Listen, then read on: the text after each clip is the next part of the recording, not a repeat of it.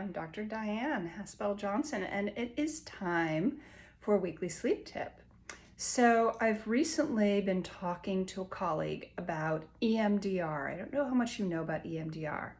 Well, in addition to being a psychologist and hypnotherapist, I'm also a trauma therapist. I do somatic experiencing.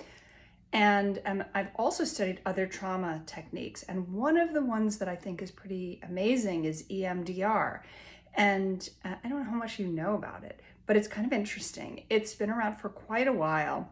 And it's a way of talking about things or thinking about things and using some type of bilateral stimulation, meaning bilateral means the two sides of the brain. And so you tap into different aspects of emotions and logic, and it helps the brain to organize when you have things that stimulate the different sides of the brain while you're trying to process the experiences that you've had or the emotions that you feel.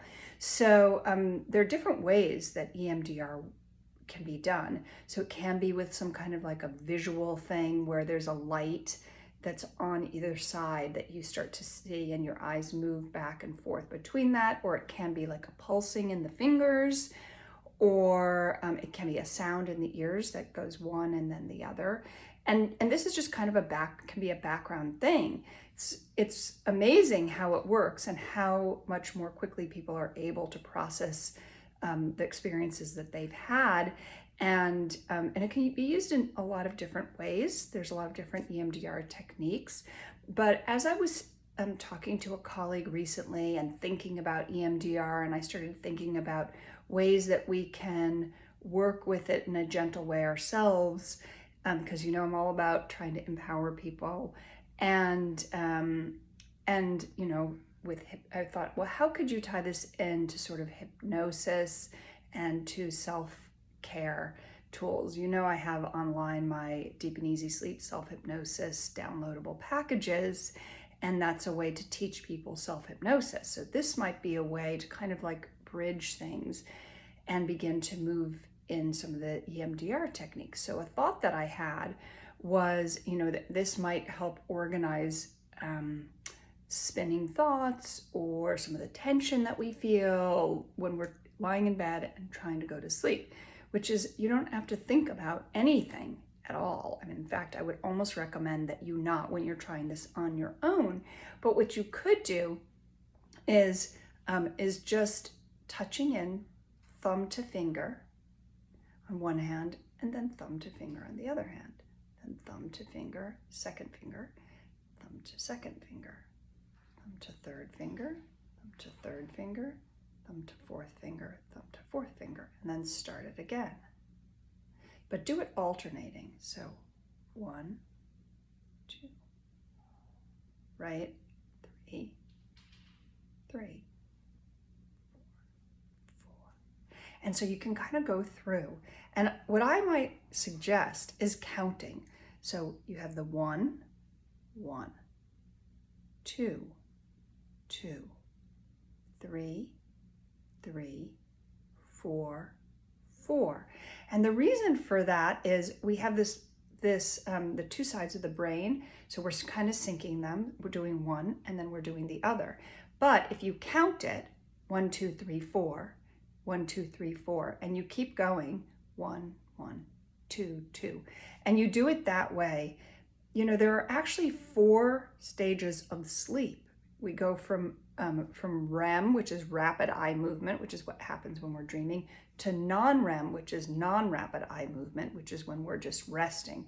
And each time we go through these cycles, the brain slows down in its waves, and we get different types of sleep and sleep quality. So it's really important to get through all 4 of those cycles, those stages of sleep, in order to get the deepest, most restful sleep. So a lot of times when I do self-hypnosis, and in my Deep and Easy Sleep Self-Hypnosis package, I play a lot with this concept of the 1, 2, 3, 4, because we want to go through all of those cycles.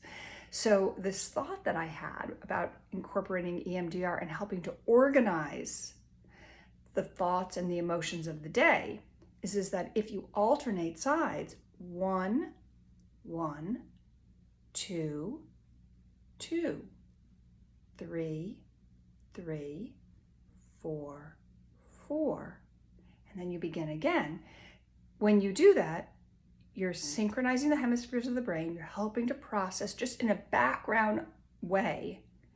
And you're giving yourself hypnotic suggestions to go through each of the cycles of sleep until you get to that fourth cycle where you have the deepest, slowest wave sleep. And what happens actually in sleep architecture, right, which is what happens in the brain when we're sleeping, is that we go through all of those 4 cycles and then we begin again.